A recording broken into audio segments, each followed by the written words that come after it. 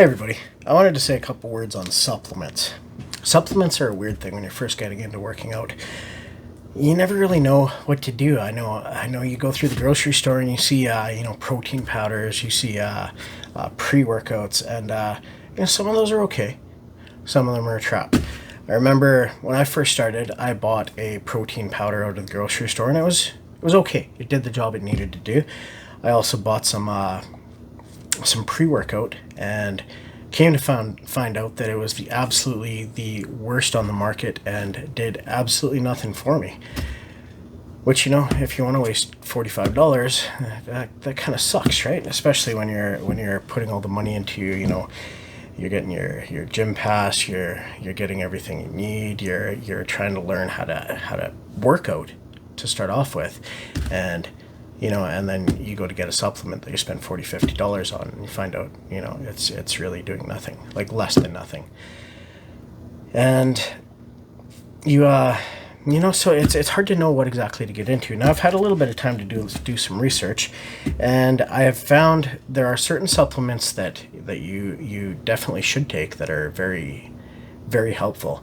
And there are some supplements that are billed as being life-changing or game-changing, or used to have research behind them that they were good for you, good for working out, but they've come to find out now that they're not. But the supplement companies are still selling them off as pushing them as miracles. These are gonna you take this supplement, you're gonna blow up. You're gonna get so big. This is gonna be the best thing ever. So I thought I'd do a little video explaining what supplements I believe you should use, ones that have actual research behind them, ones that are proven to actually help you build muscle or work out. The absolute biggest, creatine monohydrate. There are several versions of creatine out there. You want the monohydrate one. It is the one your body will do the best with. It is also the cheapest. It is the one that's been around the longest. There are some supplement companies that are selling off their own blend of creatine or some special mixture of creatine, and they're charging a lot more for it, saying it's a lot better, but in all reality, creatine monohydrate is what you want to be using. Now, 5 grams a day, 3 to 5 grams a day. I personally do 5 grams a day. When you start off, you can take 5 grams 4 times a day to build it up in your body, and that will get it working sooner for you. You can just do 5 grams a day if that's what you want to do. If you do at the beginning 5 grams 4 times a day for 7 days, and then just go down to 5 grams a day, you never need to go up past that. And what creatine does is it is actually already inside your body. It is in your muscles. It's actually in your brain as well. It helps with cognition. And what it is it is what your muscles actually use, your muscles actually burn for energy. So taking creatine, there is a certain amount your body can hold. Your body does not necessarily make the amount that it can hold. The more that you have in your system, the longer your muscles will last before they fail. I believe it's 8 to 10% longer taking creatine before your muscles fail. That means you can do a couple more pushes at the bar, and that definitely 100% helps you build muscle. There is huge research with creatine monohydrate that it is 100%. It is considered to be the thing that you can take that will absolutely help you out the most. So creatine monohydrate, totally recommend that. Like I said, if you can push your muscles harder, that means you're pushing them harder, and you're gonna build muscle faster and better. So creatine monohydrate. Now the second most important, in my thoughts, now you can get away without this. But I believe that it's hard to take in enough protein from a diet when you're actually weightlifting to build muscle. So I believe taking a protein powder will 100% help you in building a muscle. Now, from what I've been told by my doctor and some other online sources, something like the average person needs 1 gram of protein per 3 pounds of muscle. I believe that is that's the formula. Now, when you're working out and you're building muscle and you're lifting weights, that goes up to 1 gram of protein for every pound of every pound of you. So I'm 196 pounds, which is actually really cool. First time I've been below 200 in 10 years maybe. It's awesome, right? But so I got to take in 200 grams of protein in a day if I'm working out and muscle building. So I take a protein powder. I get approximately 27 grams. I take it twice a day. 27 grams per shot, 54 grams of protein that I don't need to get from another source. We all know groceries are expensive. We all know protein, meat is expensive. This might just be the answer for you, get a little bit more protein into you. 100% helps you. Now, when it comes to protein powder, this is one I've been using, Limitless Pharma, Pure Whey Isolate Superior Protein Formula. This is, it's on the expensive side. You can get cheaper ones at your grocery store. They will do the same job as long as they're a whey isolate. They will do the same job. The difference that you get when you're spending the money on it is it's a higher quality. This mixes better. When I mix this, it doesn't clump. It doesn't, it mixes nicely. It drinks nicely. I put it in my shaker. I shake it up, and it's good to go. It drinks like a shake, and it's delicious. I totally recommend this stuff. The chocolate whipped caramel. I'm actually going to be doing a video soon about making fridge oats with this to get a protein breakfast into you. So I think that'll be pretty cool. But yeah, so when you buy the good stuff, it mixes up a little better. It's going to taste better. And yeah, whey isolate though, once again, so just like with creatine, there are different versions of protein powders. There will be vegetarian, vegan versions. There will be just different versions of protein powders. Whey isolate is from milk. It's a byproduct of milk, so it comes from cows. And it mixes better than a lot of the other ones, and it metabolizes better in your system and faster, so you get more of an effect out of it. You can take the other protein powders if you're a vegan. You can take a vegan protein powder. You're going to get positive effects from it. If you're not vegan, whey isolate is the way to go. That is the one that's going to metabolize the fastest and give you the most effect in your body. So protein, very important for building muscle. Protein is much needed. What else do we have here? A good pre-workout. I'm big on this. Once again, this is something you don't necessarily need. If you decide you want to do this without a pre-workout, hey, that's up to you. This has things in it that will give you energy, that will help you with your focus, and it'll really give you a little bit more drive to get your workout done. I live by it. I love pre-workouts. I mix up a pre-workout before I go to the gym, about a half an hour. I start getting this tingly feeling in my face. That means the energy's there, and it helps. It really does. So if you have issues with energy at the gym or getting the energy to go, taking a pre-workout would definitely help you. Mostly it's just energy and some focus and some stuff that will help you build some muscles. Very important to get a high quality one. The creatine monohydrate, I actually buy that off Amazon. It's a basic supplement. There's no reason to go out and spend a ton of money from a supplement store to get the same thing you can get off Amazon for a little bit. Different story with like I said, with the protein powder, you can get it from grocery store, and as long as it's whey isolate, it'll be the same. It might not taste as good, might not mix up as well, but you're gonna get the same effects from it. Pre-workouts, go get the good stuff. Okay, this one I've been using, batch 27. I've also got another one here. I'm all out of it right now, so this is just empty, but this is Redcon 1 Total War. Love these. First time I ever bought a pre-workout, like I said, it actually ended up being something that it was cheap. I got it at a grocery store. I thought, well, this is cool. I've heard of pre-workouts. I went and got it. It was cheap. I felt like I was feeling an effect from it, but really all they did was pack it with a bunch of caffeine, and everything else that was in it was at levels that were not enough to actually give you any benefit. And, you know, unfortunately, like I said, spent 40-50 bucks on that. This one, I got about half as much for approximately the same amount of money. But when I take this, I feel it. Like, I feel it. This is huge. So, you know, if you want to hit up a supplement store, find one.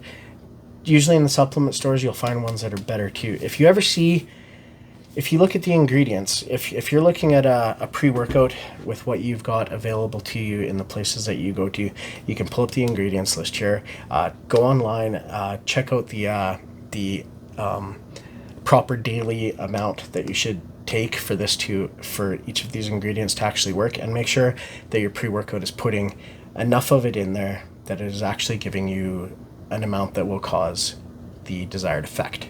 There's a big thing with a lot of these supplement companies, especially the bad ones, that they will put something in there, but it'll be like a tenth of what you need to actually get the good effect out of it. So, you know, why even buy it? Why even take it? It's doing nothing for you.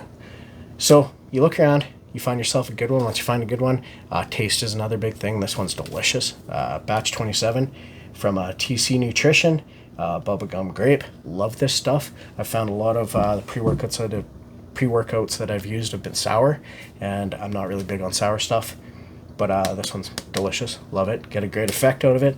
It does what I want it to do, so I'm kind of sticking with it. But like I said, if you're gonna look at what you've got, go to your supplement store, ask those guys what they're using, ask them what's the good stuff, and you know, and then generally what they say is the good stuff is probably gonna be the better stuff that they sell.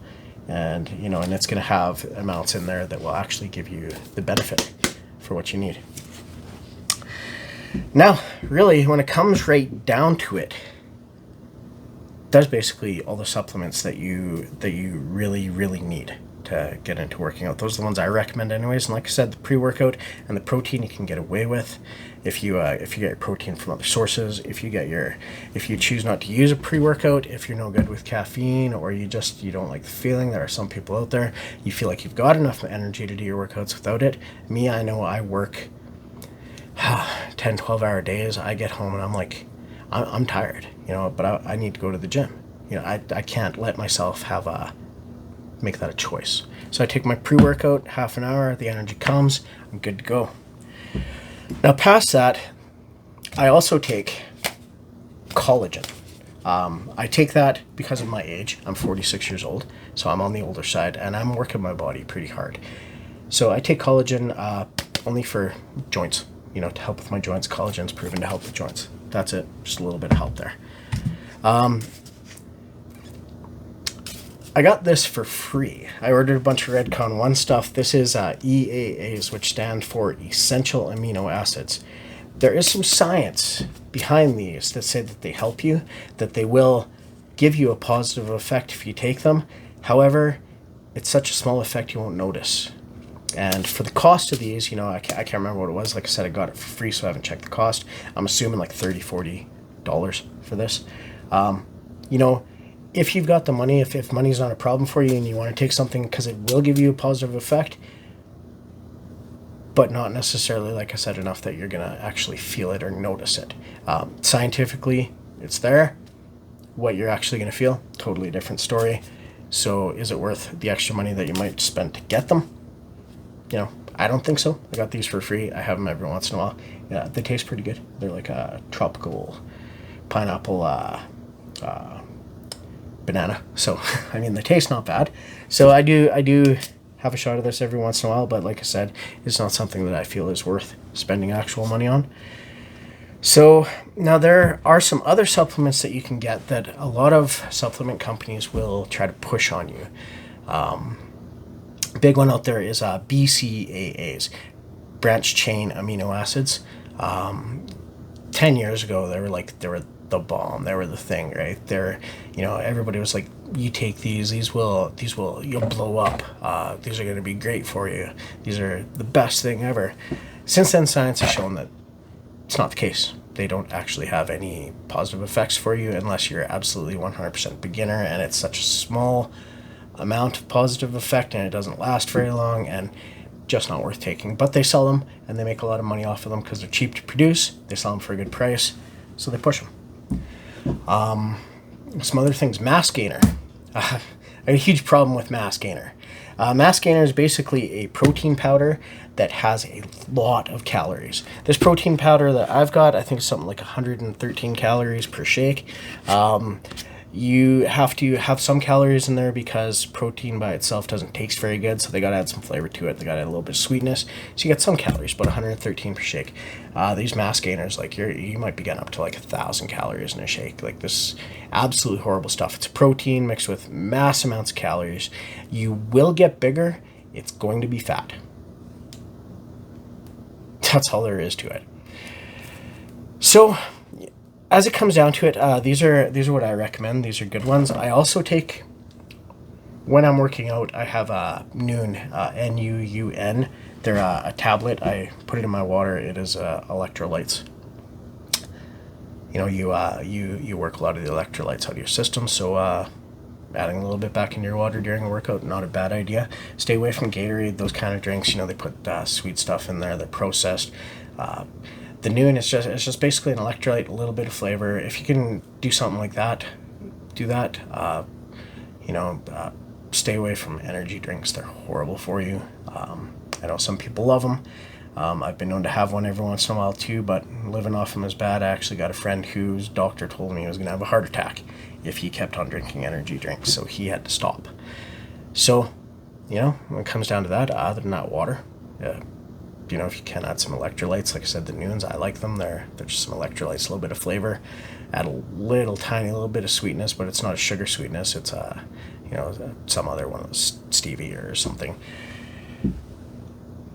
So yeah, basically that's it. That's what you're looking at for supplements. Anything other than that, and you're probably spending money you don't have to.